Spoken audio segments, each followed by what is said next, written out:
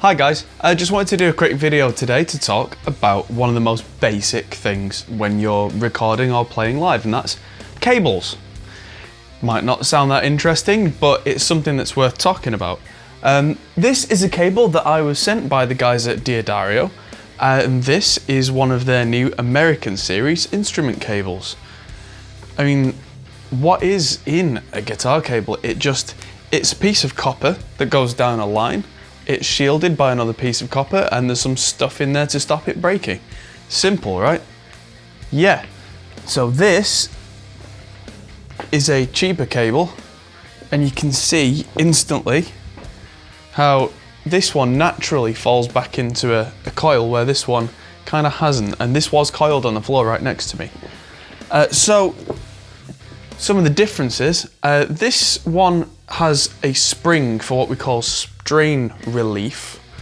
So the idea is that if you've got it in the jack in your guitar or something and it gets bent, instead of snapping here and getting caught, this spring was supposed to try and relieve some of that.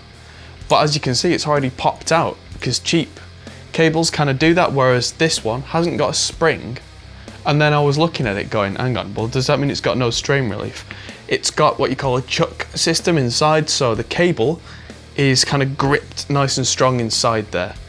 Now, in practice, the differences I've found are the little things with good guitar cables that it's worth spending a little more money. You have no idea how many cables a recording studio can go through. We almost burn through them because guitarists pull on them, stand on them, drummers put their gear on them, you know. I try my best to try and keep them in one piece, but this is what happens, they just get destroyed. Now, this cheap cable's kind of flopping all over the place, and it's very easy for it to kink and get pulled, and suddenly the cable inside will snap. Where this American series cable has a lot more to it, and it's a lot more difficult to make it coil up, which means that at the end of the show, or the recording, it's probably still going to be in one piece. And the little things like the end of the jack, and I'll do a little close-up shot of these. A standard jack tip, you push it in and it can quite easily fall out because there's a good chance that the jack connector inside will touch it, but it won't grip it. Whereas with the this American series instrument cable, they've got this kind of patent pending barrel shape, which seems to be a bit more like the old English post office style where they're designed to grip.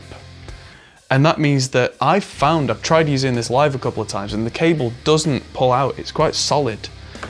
And shaking the cable around live, if you've been plugged into a high gain amp and shake the cable and you can hear a kind of noise, that's interference from the cable, whereas I've just not found that with these. Good quality cable means good quality performance and another little thing that won't go wrong and annoy you and have you reaching for your spares. So that extra money means that I've not had to buy two of the cheap ones, I've just got one of these.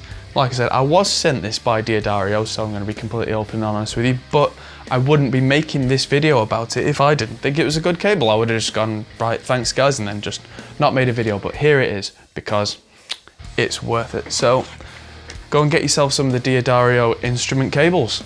Hope you found this useful, give us a like on the video, and thanks for watching. I'll see you guys in the next video.